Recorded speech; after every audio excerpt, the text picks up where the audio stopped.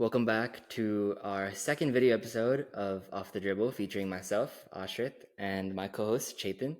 This is episode 16, where today we're going to go back to the NBA after a quick diversion to the NFL. We're going to finish up our power ranking segment. We're going to then talk about Team USA and some Anthony Edwards propaganda. Yes, sir. And then we're going to do some player comparisons like we did last week. And yeah, we'll run it out that way. So just like we've been doing since like the top 20s, I think we'll just go 10, 10, 9, 9, finish off the power rankings, and we can discuss each team. All right. So I'll start off, and with number 10, I have the Orlando Magic, and I think that's just pretty given. They had a really good season recently, made it to the first round of the playoffs. Obviously, went to a game 7 against the Cavs. They added some really kind of key pieces over the offseason, kind of surrounded a little bit of shooting around Paulo, and they obviously extended Wagner, which is huge. I do think that is kind of an overpay, like 225 million? Yeah, that's like obviously like Orlando's not like a huge market, so when you have like a player that's pretty good in that sense, you kind of want to keep them as long as you can, and then obviously you're gonna have to extend Paulo pretty soon because he's still in his rookie contract. But yeah, they have a really young team, great guards. I'm a huge fan of Jalen Suggs because great defender, arguably a top 5 perimeter defender in the league. He showed that this year. Kind of like an Alex Caruso type of player. He can hit his open shots, and they're all young, so they're all just going to keep getting better. So yeah, top 10 team, probably a top 5 team in the East. I agree. I have Orlando as well at 10. You said most of the points. Yeah. A lot of the one concerns I have about Orlando is maybe they're a bit too young. Like maybe they're not going to get that sort of like huge leap. But I like Paolo a lot. He gets really underrated. When we talk about like the next sort of echelon of NBA players, he kind of gets forgotten. Yeah. I think he's going to be really good. I like Franz a lot. It's an overpay. Yeah, but, definitely. But he's going to be really good. Yeah. I don't know if he's going to be like Anthony Edwards level. Like I don't know if he's going to be like that, but you got to pay him. You have right? to pay him, yeah. And I think they're just one true point away. Maybe Anthony Black can be that sort of point guard. I like Jalen Suggs, top 5 perimeter defender maybe. Yeah, I think they're overall just a solid team. Yeah, exactly. So I think that's a perfect segue to go into number 9. And this is a team that I have that maybe some people have a lot higher. Maybe they have it in the perfect position, but team that probably a lot of people forgot about, and that's the Memphis Grizzlies. You have already a defensive player of the year in Jaren Jackson Jr. on the team. You have a defensive player of the year in Marcus Smart on the team as a backup point guard. I think people forget that Marcus Smart is also on the Grizzlies, and he wasn't healthy last season. So, and just like a little sidetrack, you see the passion in Marcus Smart. Like there's that one clip that went viral last season. I don't know if you remember. It was like they were actually playing the Timberwolves, and we were blowing them out by like 25, and he wasn't playing, but during like it was like a timeout, he was like yelling that you could hear, like a fan heard it from the stands in a video. He was harping on the team. He was being like, yo, like none of you guys want to be here, like nobody wants to play, like what's up? So I feel like with him being healthy, coming back, and with the full healthy team, obviously you have John Morant coming back, one of the most exciting young players in the league. Probably a top 5 point guard in the league too when he's healthy. He averages like 27 and 9 when he's healthy. So I don't know. But yeah, that team from top to bottom, they're strong. Desmond Bane, very solid number 2 scoring option. Yeah, great team. Fair. I have them just a little bit higher, but right now I have the Bucks at number 9, and this is more of like respect to Giannis than it is to respect. I don't like the roster at all. Like, but I think like with a player as good as Giannis and perennial like MVP candidate, probably a top 3, top 4 player in the league, easily top 3, top 4 player in the league. Sorry, like he's gonna carry them to a top 4 seed easily. But like with an aging Damian Lillard, like who knows what Chris Middleton has left? Like I don't know if did they re-sign Brook Lopez? No, I'm not sure. I think they're still lacking at the center position. So who are they playing at the 5? That's a question that needs to still be answered. Man, I have them lower, honestly. Yeah. But I thought at this point they had to re-sign Brook Lopez at this point. But Giannis is good enough for them to be in the top 10. Like any lower would be kind of disrespectful to him. Yeah. But they need to work around and build so don't waste his prime, because he was on a trajectory to potentially one of the greatest players of all time, and now he's kind of like how many times can he fall short of the second round? Yeah. So I had him a little bit higher than you do. And then so now that kind of puts us at number 8, and this is probably going to shock a lot of you and also you, but I had the Sixers at 8. That's not terrible. Yeah, That's I don't not know. terrible. A lot of people probably after the Paul George signing probably be like, okay, they're a top 5 team in the league Yeah. right now. But I don't know. I don't know about all that. When they're like already without PG, they're not healthy throughout half the season. So like my key thing is health. Like if you have star players on your team, the only way your team's going to succeed is if they're healthy. And Joel Embiid is a top 5 player in the league, top 10 player in the league. He's an MVP, but he doesn't play more than like 50 games a year. And then you're adding another injury prone regressing star on the team in Paul George. Yeah, he's like that missing piece. Like he's gonna be a lot better than Tobias Harris. Obviously, Sixers fans are probably happy that they're replacing Tobias with PG. So it's probably a big upgrade. But like still, like he brings the defense, but at the same time, he's like 33 years old, and you saw like the team he had in LA wasn't as dominant in my eyes as a team he's on with the Sixers. Like he had Kawhi, obviously, and that's the whole reason Kawhi even went there was because of him. So like they didn't really do anything together, and I don't really see. Like I love Paul George. Like his game's amazing. It's really fun to watch. He has a really smooth game, but like he doesn't impact winning, in my opinion, on as high of a level as I think. So that doesn't push the Sixers to the top as much. Okay, this is probably going to be more disrespectful than your positioning, but before the fans of this team crash out, like I'm just examining teams as like they're constructed right now. The Knicks? No, Oh, I have the Mavericks here. oh wow! And this isn't any salt because he took out my team. This isn't like any sort of like. I just think the 7 teams above him have a better roster. Okay. And like I think first, like I like the Clay signing. I don't know if Clay still has it, but I like the signing. Love that they got rid of Josh Green. He's a negative asset at this point. But like PJ Washington just not going to shoot 45% from 3. Yeah. Like and like Maxi Kleber is all right. Like I like Lively and Gafford a lot, but did they just have sort of a fluky sort of run, or like is this who they're going to be? Yeah. I think there are 4 teams in the West that are better than them as a roster. I think like people can like kind of at this point guess who the 4 teams are, but I think that Luka is amazing enough to propel any roster to like a sort of ascension, and they just made the finals. Yeah. So this isn't sort of like this is obviously a hot take, but I think Kyrie starts to slowly begin the regression as like an older guard. I think like just think the roster overall is not as good as like a finals roster should be, and next season might show that they're maybe a sort of a 5 seed. I see where you're coming with that, especially because like their key acquisition this offseason is obviously a regressing Clay, and then obviously Kyrie's getting older. So I can see your thought process in that. But like you said, you're gonna make a lot of people mad, definitely. And I had them a little bit higher, obviously, as well. But moving on to number 7, I have the Bucks. Okay. Just one place higher than you, and like you said, just that's respect to Giannis, and also a little respect to Dame. Like everyone thought. Bringing up some bad memories, I see. Yeah, it was like 10 years ago, bro. But yeah, Dame's still Dame. Like he still had his he be making game winners. He does what he does. Like you're putting. He's not gonna have to carry the team. Giannis can still carry the team with that. He's still young enough to carry a team with that load, and he's still in his prime. Like he's not out of his prime or anything. He's not at the stage of regression. Yeah, you have aging stars of Chris Middleton and Dame around him, and the center position's a little iffy.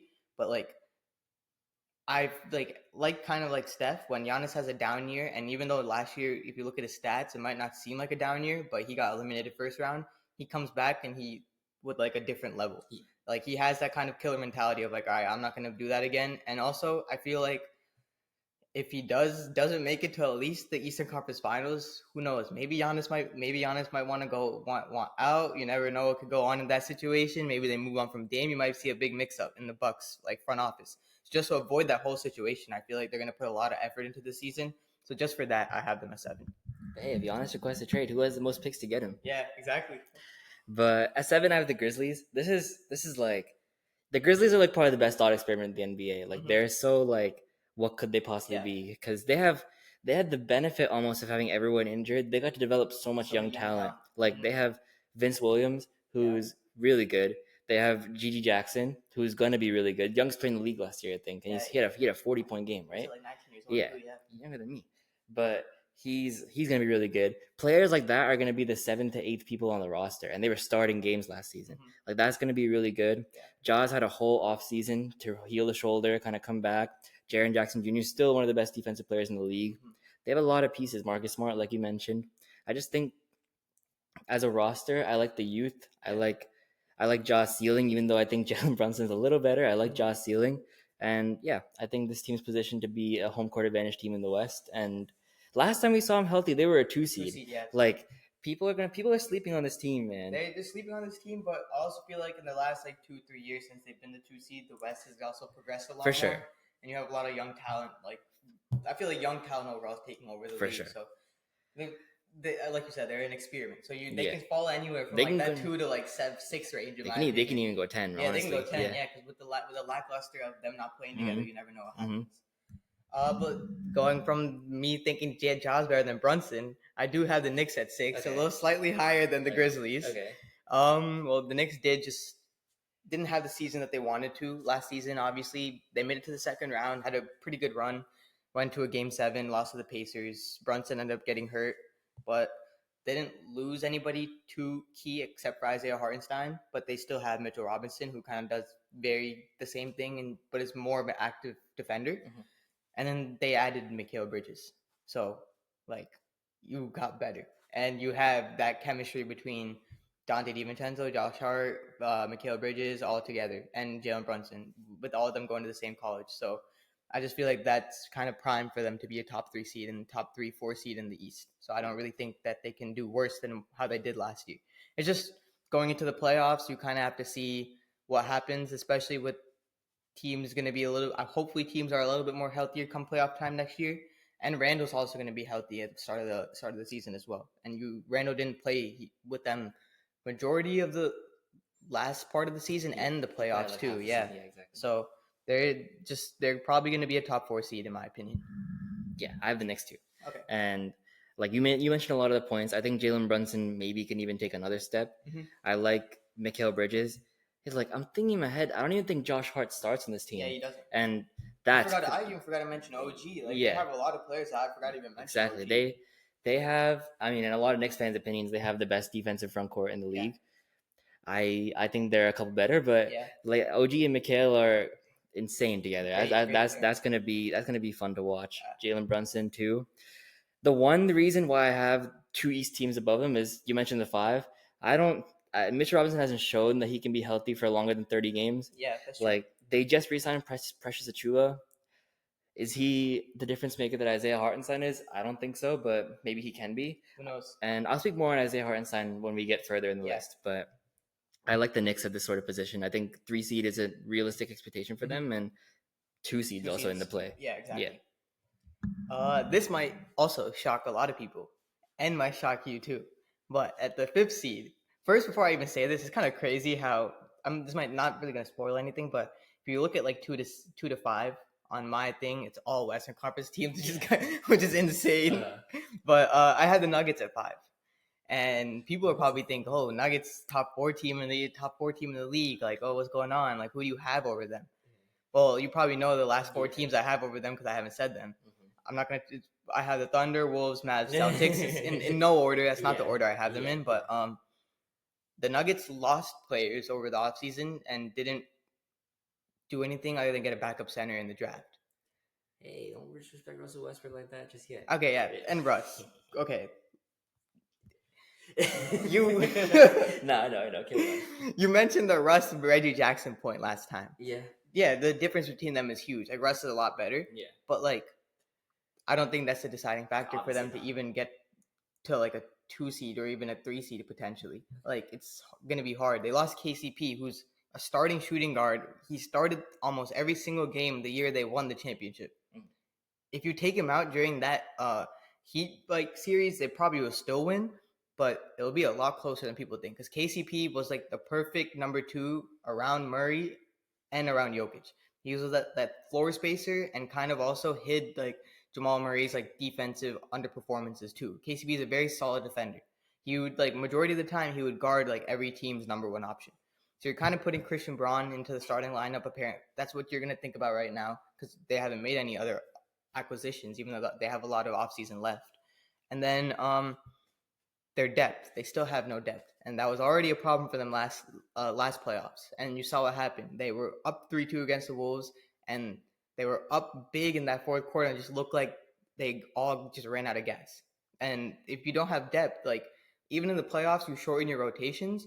Having those 2 to 3 guys that you can still play those 15 minutes in the playoffs goes a long way for your stars. You saw for like the Wolves too in the Western Conference Finals. Like when Ant was tired, the whole team was collapsed. When Jokic was tired, the whole team collapsed.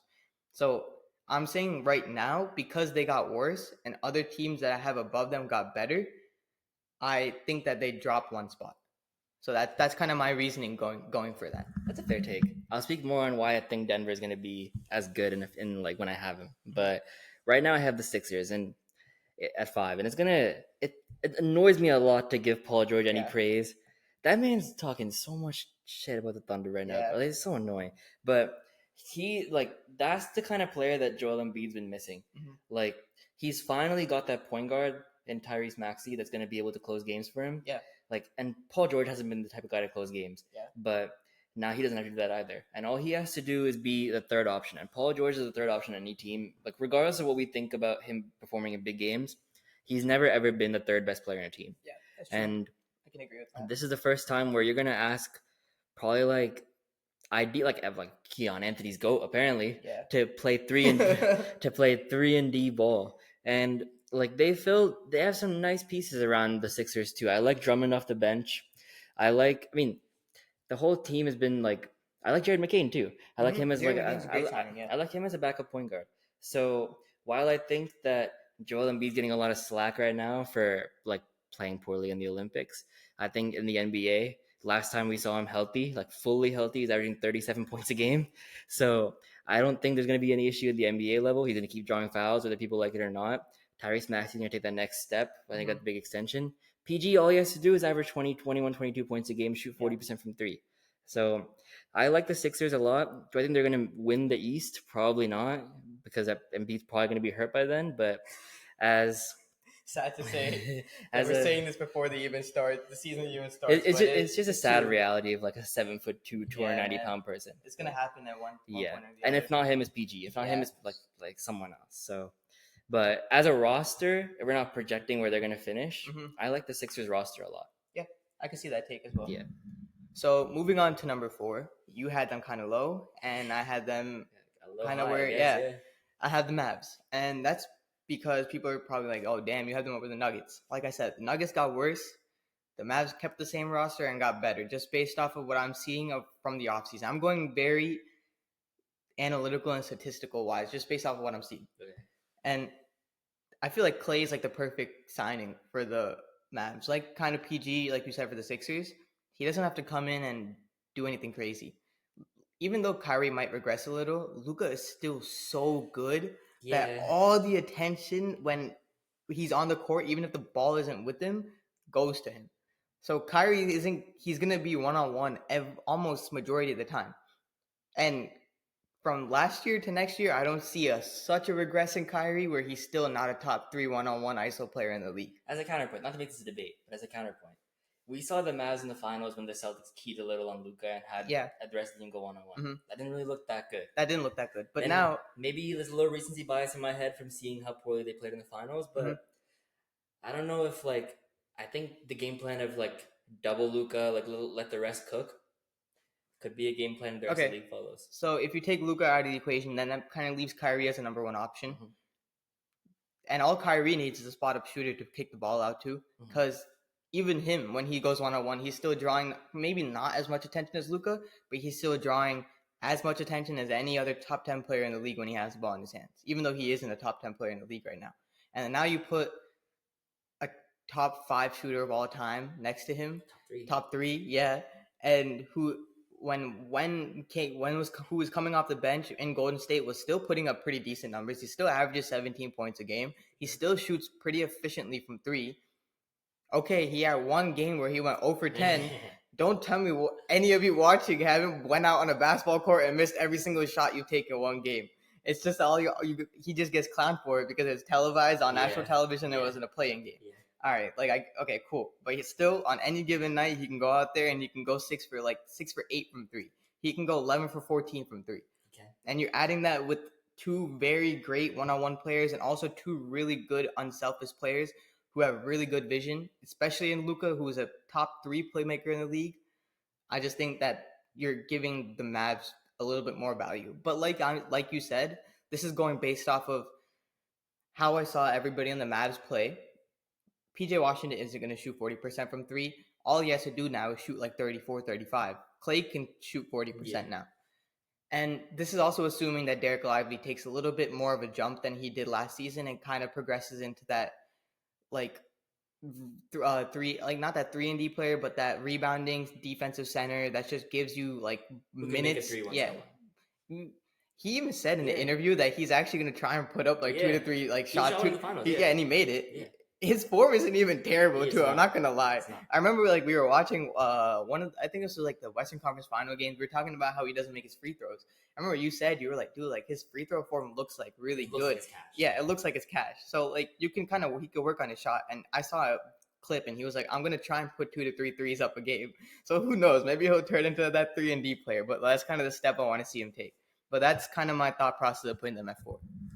And where I have 4 is a team that maybe they won't. Maybe just like you said, maybe they won't finish higher than the Mavericks. I have the Nuggets here. Okay.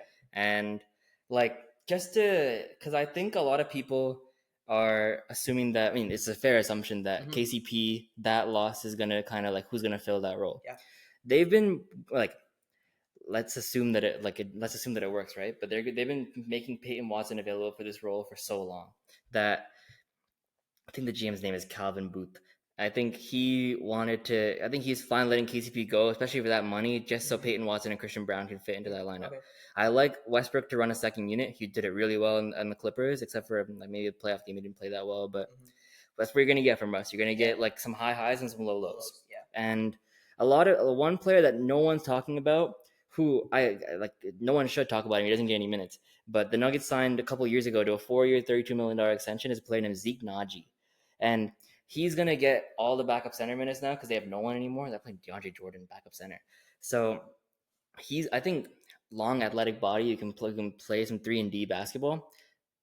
I think that the Nuggets are a little better positioned just with players that we don't really like know. Now, just to like play devil's advocate to myself, like Jamal Murray needs to stay healthy for like a consistent season for any of this to matter. Because like along with the fact that the Wolves I think are just a better team, Jamal Murray being like on and off, like injured, like causing temper tantrums, like doing X, Y, and Z. You can't be doing that.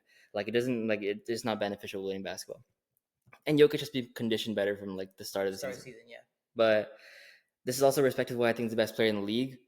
I think he's gonna carry them to a top 3 seed. And yeah, I like the Nuggets around 3rd best in the West. Yeah, 4 or 5 is like also where at. Yeah. So number 3, I kind of put them here. Like this 2 or 3 for me is very interchangeable. Yeah. And probably what influenced it is my favoritism for the team that I put at 2. Yeah. I know we try to be not as biased, but sometimes you got to be a little biased towards your team. Yeah. But I have the Thunder at 3. Okay. Putting them at 3, you can't be mad at that, obviously. But they got better than they did last season. Didn't give up any crazy pieces, except for Josh Giddey. But they kind of, as Aashrith goes, yes. But yeah, they have Alex Caruso, have probably one of the best defensive duos in the league in Lou Dort and Alex Caruso. And then now they have Isaiah Hartenstein, literally the missing piece that they needed. They needed rebounding. They needed a big body down there to kind of help Chet a little bit. So yeah, I don't really see them getting worse. And potentially they could probably take that, again, reclaim that number 1 seed and hopefully this time make that push. Because they were younger and they did get a little bit older with some veteran presence as well. That's what Alex Caruso brings to the team. So they might actually just even make that push towards that Western Conference Finals. Who knows? Maybe even the finals.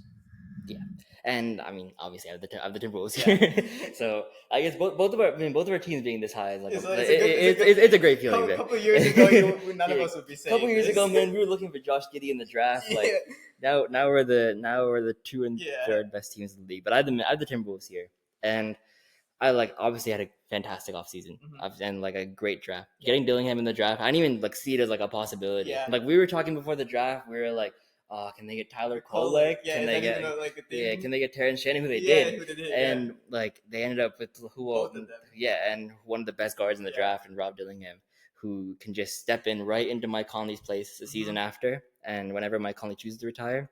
Obviously, I mean, you're gonna anticipate Ant being an MVP candidate, so am I. Yeah. And that's obviously gonna like progress to them finishing in the top two in the West. Yep. I like Cat as like kind of like being a little more mature this season. If he Mhm. can stay out of foul trouble, then he can Yeah. really take that next step. Maybe even be an All-Star again. Was he an All-Star this year? Yeah, he was, right? He was an All-Star this Yeah, year. yeah.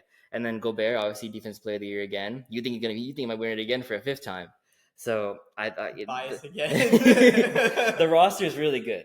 And getting rid of Kyle Anderson, who I think is a weak piece in general, didn't really fit like the way your team was building. Also a good thing too. So I mean, both our teams got rid of pieces that don't necessarily fit the team and got better at like places we need improvement. Yep, perfect.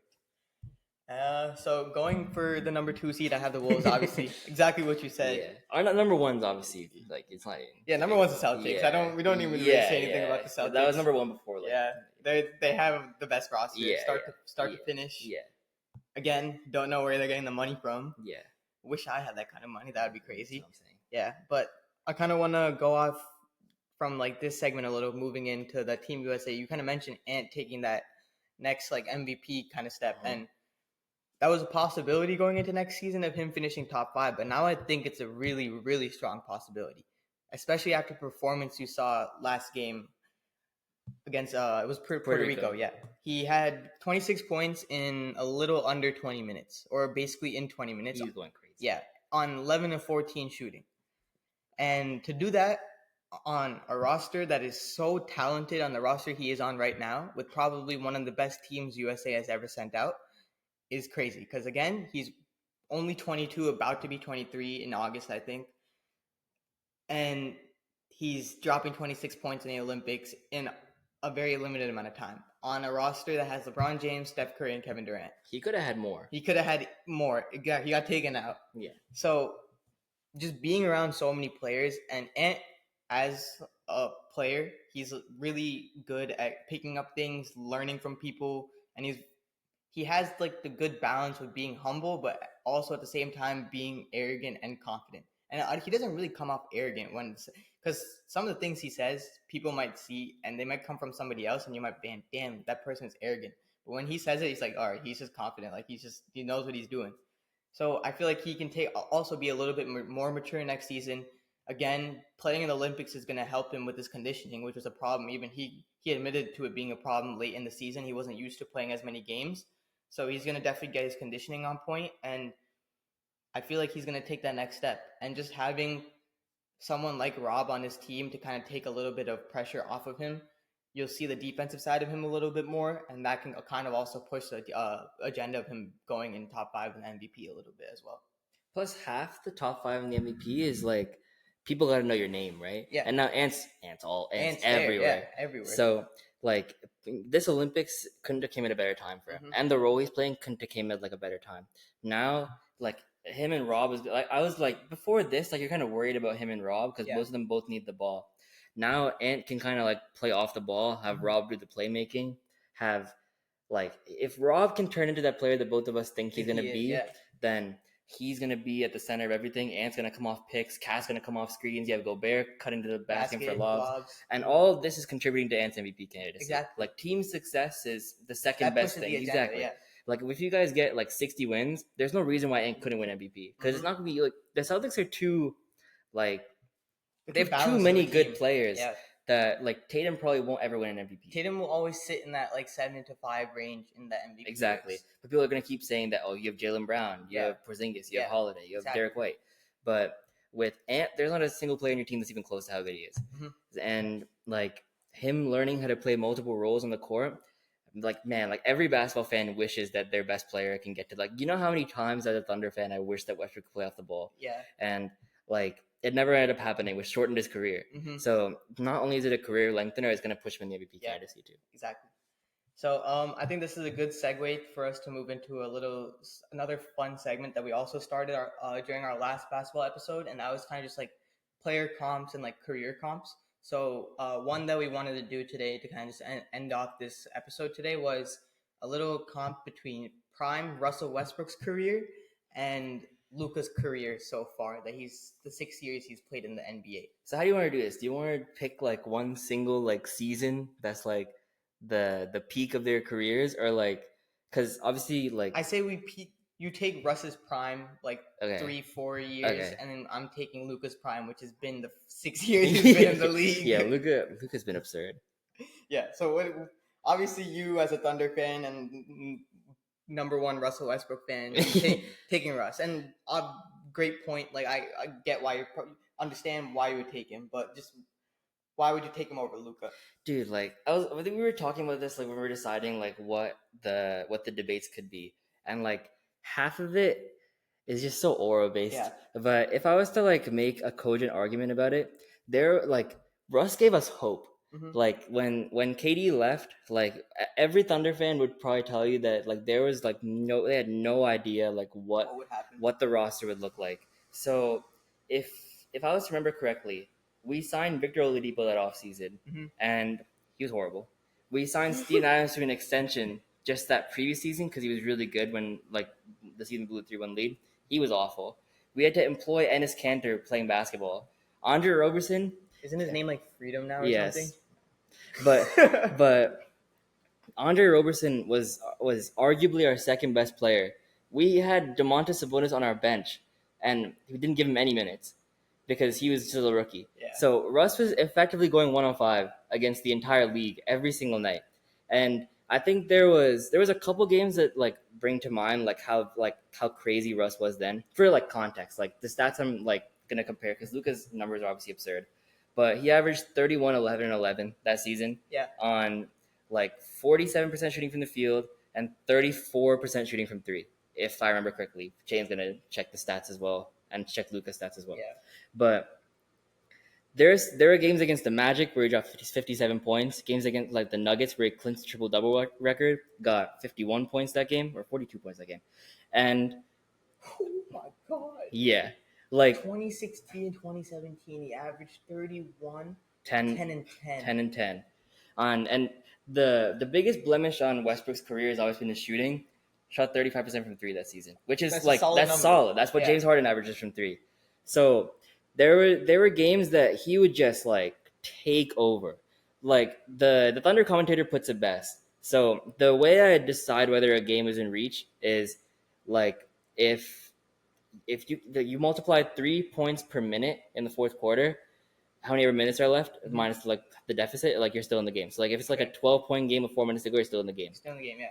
Westbrook made it like if it's a 12-point game with like 2.5 to go, you're still in the game. He was trying to shoot you in the game. Yeah. Like and that season he averaged 2 steals a game, led the league in scoring, led the league in assists. There aren't many players that can say they did that. So, and in a league where scoring wasn't at it, like scoring was at a premium that league too, but it's only got like the numbers of possessions have only gone higher. Yeah. So he made the triple-double like obsolete. Like people get a triple-double now, like it's just like, oh, whatever, Westbrook. Yeah, Westbrook averaged it for all season. Exactly. So a lot of it is emotional. A lot of it is like I spent like years and like I'm taking years off my life arguing with this guy. But it's just like when you watch him play, like there's just like that joy that I got that season that like no, like few other players have ever given me. That's how I feel about Ant. Like when you need a bucket, you know that there is an 85% chance he's gonna go and get that bucket. Yeah. And he'll no matter what, he's gonna go and get to his spot. And like he gives your team hope. And like you probably when Russ was on the team, that's something you never thought you would think you'd say. And as a Wolves fan, and even like the Wolves as a franchise, that's something they probably thought they would never imagine as well. Like that season, Ernie Johnson ranked Russell Westbrook as the best player in the league. Yeah. Not best point guard, best player over LeBron James. That's how much of a season that was. Yeah. It's crazy to think about now, looking where his career ended up going. But he was that guy for people who didn't end up watching basketball until he got on the Lakers. He was something special. I think huge Russ fan, of course. I love Russ too. He's changed the game. He's done so much to the game, and I love him even more because he plays the game like with passion. Like every single possession that he has the ball, he's going 100%, and that's what you want to see from like as an NBA fan. You want to see players going 100% every single time they step on the court. But to take the other side of the argument and just in general, just as a player, I'm as looking a at his whole- numbers right now, bro. Luka's numbers are so crazy. as a whole, like Luka hasn't averaged a triple double yet for a season, but he's been really close for Yeah. every single season he's been in the league. And I'll start off with his worst season. His worst season was his rookie season. And he averaged, what will I tell you? 21.2 points a game, 7 rebounds, and 6 assists. Not moving me. Those are Josh Giddey numbers. Next season? The next season, he averaged 29 points a game, 9 rebounds, and 8 assists. Yeah. His 3-point field goal percentage on those 2 seasons weren't great. Yeah, he learned how to shoot like a couple years he later. learned how to shoot. That's when he became elite at shooting. And then from every season on after that, he averaged above 27 points a game and 8 assists and 8 rebounds over that line for the next 4 seasons. And his last season was his prime. Is the best season he's had by far, averaging 34 points a game, 9 rebounds, and 10 assists, shooting basically 50% from the field and 38% from 3. When you watch this dude play, and I hate him so much because he's so good, and because when he plays, he looks like he's not trying, and that just pisses me off. And he also, dick the Wolves down, he literally took a shit on them. But he's, a generational player. He's, 25 years old, and he's putting these numbers up, and he's not even close to slowing down yet.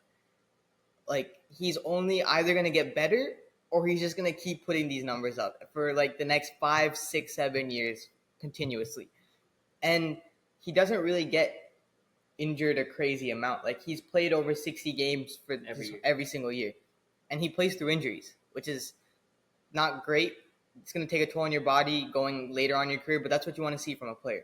He might complain to the refs. He might bitch a lot. He might whine. He might do all those things. Might complain is a crazy. Yeah, he does complain. He does complain. But he has everything in his game.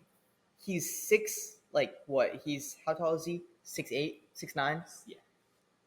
Taking step back threes, taking logo threes, and he plays at such a different pace that you watch him play and nobody plays like him. It's insane. And he hasn't won an MVP yet, and I think he will win his first MVP finally. Every year, this is what we say.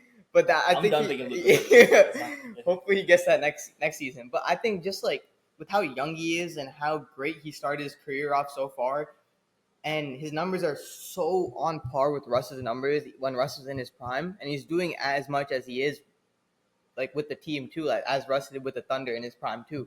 Russ took them to the finals. I wouldn't say Russ took him to the finals. Russ was on the team when they went to the finals. Yeah, he's a better playoff performer than Russ. Yeah. That's also kind of is what tips the scale for me. Yeah. Just in just playoff wise. And as a complete player, you're lost. I'm lost of where I can't describe how it's insane. But I'm taking Luka on that side of the ball. Let me point you to one thing as to why I'm arguing for Russ so hard. If you want to search up a fun fact, search up Andre Roberson playoff stats against the Rockets in 2017 and look what he shot from the free throw line. And you're going to see the most heinous number you've seen in your entire life. And I'll just tell the viewers it's 17%. And Did you say 170? Yeah. And you're going to see playoff free throw percentage. Scroll with your fingers a little bit. You see 14%. This is the kind of person that Russ is dealing with on a day-to-day basis, bro. And if you search up Russ's numbers in that season, he averaged 37 points, 15 rebounds, and 15 assists in the playoffs against the Rockets in those 5 games. He didn't even average one free throw made during the series. Dude, he shot 3 for 17 one game. That's why I remember the number 17 in my head. He shot 3 for 17 from the line one game. And, it was a game we lost, pretty handily. But whenever Russ would step off the floor, bro, the heinous war crimes that James Harden would commit against Enes Kanter in the pick and roll. I think, I argue for Russ partially because of how, amazing of a player he was. But partially because, we laud Presti so much for his team building ability. Now, he surrounded Russ with nothing.